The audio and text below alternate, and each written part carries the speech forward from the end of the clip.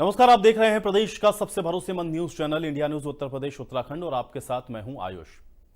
महाकुंभ विश्व के सबसे बड़े प्राचीन और धार्मिक उत्सव में से एक है, जो कि धर्म, आस्था, संस्कृति और परंपरा और आध्यात्मिकता का प्रतीक है। महाकुंभ का इतिहास प्राचीन भारतीय संस्कृति की गहराइयों में समाया हुआ हजारों साल पुराना है। यह ऐसा शांतिपूर्ण आयोजन भी है जो कि आधुनिक युग की आपाधापी में लाखों लोगों को एक साथ लेकर के आता है। महाकुंभ में लाखों तीर्थयात्री स्वयं को पाप मुक्त करने और आध्यात्मिक शुद्धि के लिए पवित्र नदी में स्नान करते हैं।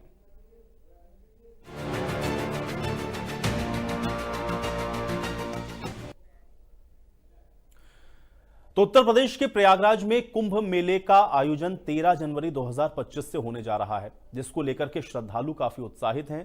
13 जनवरी को महाकुंभ की शुरुआत होगी और 26 फरवरी 2025 को महाशिवरात्रि पर महाकुंभ का समापन होगा। महाकुंभ को लेकर प्रयागराज में युद्ध स्तर की तैयारियां की जा रही हैं। श्रद्धालुओं का जन सैलाब उमड़ा हुआ है। देखिए प्रयागराज से यह खास रिपोर्ट। महाकुंभ में सभी साधु संतों का आना अब शुरू हो चुका है और जिस तरीके से लगातार सभी साधु संत आ रहे हैं, अपने अपने क्षेत्र का निर्माण कर रहे हैं।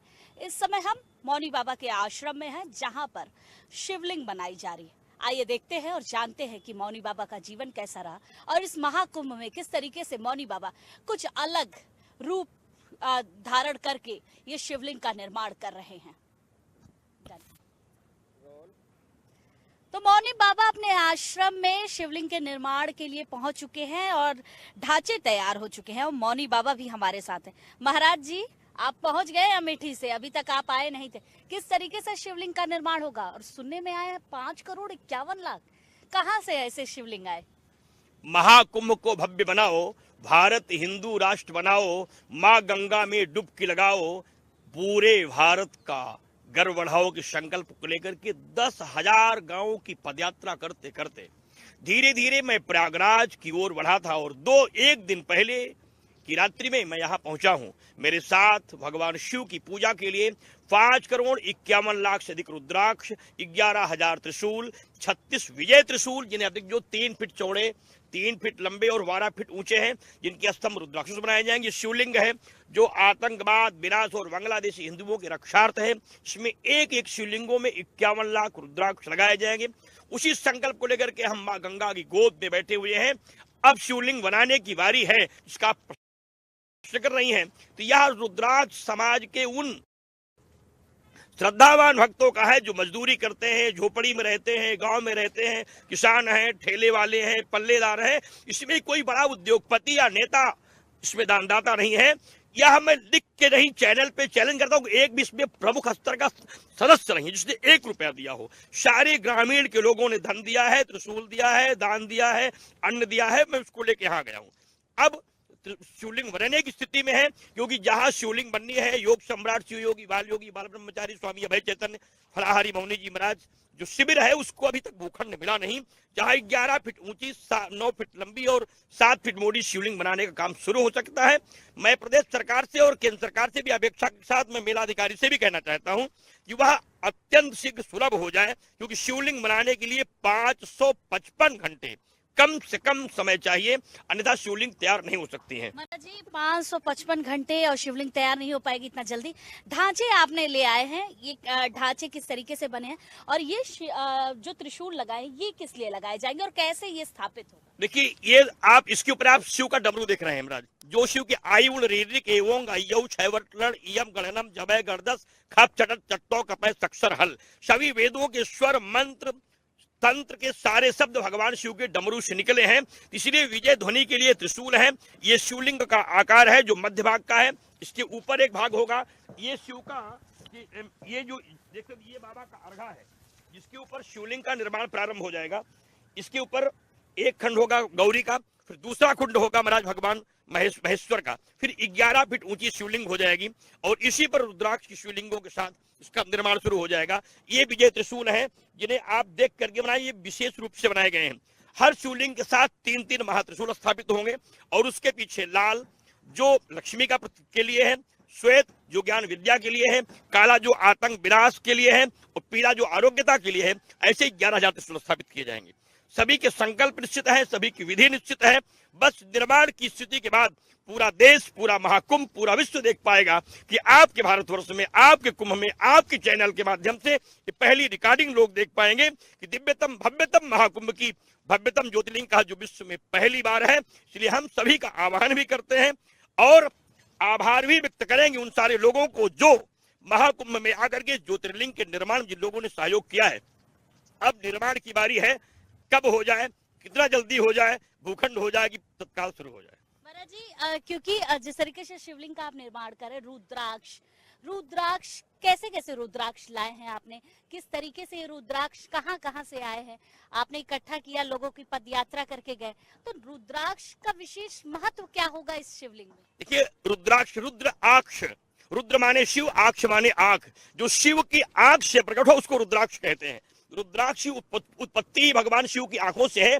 एक मुख से लेकर के 26 मुख तक के रुद्राक्ष शिवपुराण की दृष्टि से प्राप्त होते हैं। तमाम रुद्राक्ष विलुप्त हो गए हैं, लेकिन हमें लाल त्रिशूल भी, लाल रुद्राक्ष मिले हैं, श्वेत मिले हैं और काले भी मिले हैं।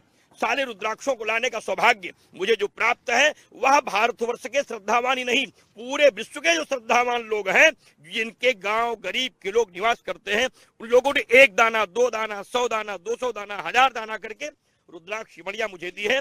और यह सारी रुद्राक्ष मणियां मुझे भिक्षा में प्राप्त है, क्योंकि माँ की कृपा से और माँ गंगा की कृपा से मुझे जो रुद्राक्ष मिला है, क्योंकि रुद्राक्ष में शास्त्रीय मत है शिवपुराण में कि बिना भिक्षा के रुद्राक्ष आप धारण नहीं कर सकते। खरीदा हुआ रुद्राक्ष, अपने आप लाया हुआ रुद्राक्ष, चुरा लिया हुआ रुद्राक्ष कभी सिद्धि नहीं देता। इसलिए आपके माध्यम से बता भी दे लोगों को, रुद्राक्ष प्राप्त होना, रुद्राक्ष मंत्र और मूर्ति और शास्त्र यह प्रसाद में प्राप्त होना चाहिए। इसलिए हमें सब रुद्राक्ष भारत के श्रद्धालुओं से प्राप्त है और नेपाल से सारे रुद्राक्ष, हिंदू राष्ट्र से महाराज बाबा विश्वनाथ जी आए हैं। विश्वनाथ से महाराज मेरे आश्रम पहुंचे हैं और अब आश्रम से माँ की गोद त्रिवेणी पहुंचे। महाराज जी, जिस तरीके से महाकुंभ का समागम है, अब लगातार तैयारी चल रही है, आपकी भी तैयारी शुरू हो गई है। ये बड़ा ही भव्य और दिव्य कुंभ मनाने की तैयारी है और एक भव्य समागम होगा आपके इस क्षेत्र में। जिस तरीके से आप शिवलिंग बना रहे हैं, स्थापना होने के बाद, शिवलिंग बनने के बाद एक भव्य स्वरूप हो जाएगा, लोग देखेंगे, आकर्षित होंगे। इसके साथ साथ क्या विशेष और आप कर रहे हैं? देखा, मेरा जो संकल्प है उसमें है कि महाराज 1.25 करोड़ दीपों का प्रज्वलन होगा शिवलिंग के ठीक साथ। जो विजय त्रिशूल है, ये शिवलिंगों की का जो आकार होगा इस त्रिशूलों से बड़ा होगा। इनके पीछे श्री त्रिशूल, विजय त्रिशूल और शक्ति त्रिशूल, 3 महात्रिशूल होंगे। उनके सामने एक कलश होगा, जिस कलश पर भगवान शिव के लिए अखंड ज्योतियां जलाई जाएंगी। सामने कुंड होंगे जिनमें 1.25 अरब से अधिक आहुतियां होंगी, 1.25 करोड़ दीपक जलेंगे और 11 करोड़ मंत्रों का जप होगा भारत को हिंदू राष्ट्र बनाने के लिए, आतंकवाद विनाश के लिए, भारत की रक्षा के लिए, भारत की सुरक्षा के लिए। और सबसे बड़ी बात उसमें जो है, संपूर्ण विश्व से आतंकवाद विनाश के लिए और सभी के स्वस्थ होने के लिए मैंने पीताम्बरा का प्रयोग किया है। दिव्य त्रिशूलों का जिससे सर्वे भवन्तु सुखिनः, सर्वे सन्तु निरामयाः, सर्वे भद्राणि पश्यन्तु, मां कच्चित् दुःखभाग् भवेत्। संकल्प साथ जयंती मंगला काली भद्रकाली कपालिनी दुर्गा क्षमा शिवा धात्री स्वाहा सुधा नमोस्तुते। सब स्वस्थ हो, सब आरोग्य हो, सब प्रसन्न हो और कुंभ भी निर्विघ्न संपन्न हो, इसके लिए मेरा संकल्प है। महाराज जी, ये तो आपके कार्यों की बात हो गई कि महाकुंभ में किस तरीके से आप समाहित हो रहे हैं, किस तरीके से शिवलिंग का निर्माण कर। अब आपके बारे में बातचीत कर ली जाए। आपका स्वरूप काफी भिन्न है, रुद्राक्ष धारण कर रखा है, चंद्रमा माथे पर है, ये भगवान शिव का स्वरूप कैसे? देखिए, यह शिव का स्वरूप यादृशी भावनादस्यो सिद्धिर्भवत् तादृशी मेरे यहाँ संकल्प है। उसमें है देवम भूत्वा देवम यजेत। मैंने से कोई अपने मन से नहीं किया, शास्त्रों प्रमाण जिस देवता की उपासना करना चाहते हैं, एक उस देवता की तरह अपने आप को आप उसी तरह समर्पित करें। हनुमान जी की उपासना करने वाले लोगों को चरित्रवान होकर के, धर्मवान होकर के, ज्ञानवान होकर, ब्रह्मचर्य पालन करके और निराहार होकर, ऐसे शिव की उपासना करने के लिए देवम भूत्वा देवम यजेत की स्थिति में मैंने यह रुद्राक्ष और चंद्रमा धारण नहीं किया है। मुझे यह नेपाल नरेश के द्वारा एक थाली समाधि के बाद प्राप्त हुआ है। तो ये क्या है? चंद्रमा? ये चंद्रमा है, इसमें शिव है महाराज। अच्छा। मैंने नहीं, शिव ने चंद्रमा धारण किया है महाराज। देखिए, आगे शिव है, शिव के पीछे चंद्रमा है। चंद्रमा को केवल शिव धारण करते हैं, मैंने शिव को शीर्ष पे रखा है। शिव के शीश पर चंद्रमा है और बाबा रुद्राक्ष पे विराजमान है। सौभाग्य है मेरे शीश पर है। बिल्कुल सौभाग्य। और कुछ बताइए, खास बातें। आपने त्रिशूल रखा है, हमने आपका पट देखा जिस पर कहते हैं कि भगवान शिव भी ऐसे ही खाल पर जो शेर की खाल होती है उस पर बैठते थे। आपकी भी सेम सारी अभिभूति हमें महादेव की ही नजर आती है। देखिए, मेरा पूरा जीवन बाबा को समर्पित है। मैं मानता हूं कि मेरे जीवन की एक एक श्वासा बाबा के लिए समर्पित है। इसलिए मैं बाबा की उन सारी विधाओं का प्रयोग करता हूं जिससे सबका कल्याण हो, सभी लोग स्वस्थ रहें। क्योंकि शिव ही एक है, जो शिव है वही सत्य है, वही सुंदर है, आरोग्यता दे सकता है, विजय दे सकता है, श्री दे सकता है, कांति दे सकता है, यश दे सकता है, बल दे सकता है, विद्या दे सकता है, वैराग्य दे सकता है, सिद्धि दे सकता है, मुक्ति दे सकता है, और जो चाहिए महाराज वह और कहा वाणी भी प्रदान करने की शक्ति विद्या ददाति शंभु में ही है। इसलिए सारी शक्तियों को प्राप्त करने के लिए वह जो जिस पर चरमांबर पे बैठने की स्थिति में है वह हम इसलिए उस पर बैठते हैं कि उस पर बैठने के बाद कहा व्यक्ति पुष्ट हो जाता है। निराकारम ओंकार मूलम तुरीयम गिरा ज्ञान गोती तमीशम गिरीशम।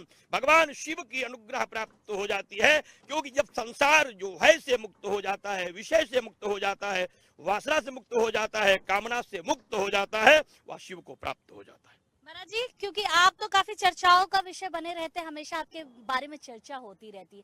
कुछ ऐसे मुद्दे जैसे बांग्लादेश में जिस तरीके से हिंदुओं पर अन्याय हो रहा है, उसके साथ साथ कई ऐसे मुद्दे सामने आ रहे हैं जिसमें कहा जा रहा है कि आप लगातार उस सब चीजों को लेकर आगे बढ़ते। जब आपने पदयात्रा भी की थी तो आप विशेष समुदाय के ऐसे लोगों के पास भी गए थे। देखिए, मेरी जो प्रार्थना है, मैं आपने एक बड़ा प्रश्न कर लिया है। मेरी जिंदगी की आन और शान है हिंदू, मेरे भारत के गौरव की पहचान है हिंदू, मेरे श्वासा की हर श्वासा की शान है हिंदू, और मेरे जीवन की अंतिम आस है सिंधु। इसलिए बांग्लादेश में हो रहे हिंदुओं की पीड़न के विरोध में मैंने बांग्लादेश सरकार को ललकार करके कहा है, मेरे देश के हिंदुओं के साथ किया गया अपमान स्वीकार नहीं होगा। वहां की बेटियां मेरी बेटी है, वहां की मां मेरी मां है, उनसे सामूहिक नरसंहार, उनसे बलात्कार, उनकी हत्या, उनका उत्पीड़न स्वीकार नहीं है। इसलिए उनके रक्षार्थी तो मैंने महाराज ये विजय श्री का प्रयोग किया है। बांग्लादेशी हिंदुओं की रक्षा हो इसलिए मैंने लौ का प्रयोग किया है, जो शत्रुनाशक भी है, विजय श्री को देता भी है। और आप देखेंगे महाराज इस प्रयोग के बाद मेरे देश में ही नहीं पूरे विश्व में आतंकवाद के सफाए का एक डिम घोष हो जाएगा। बिल्कुल।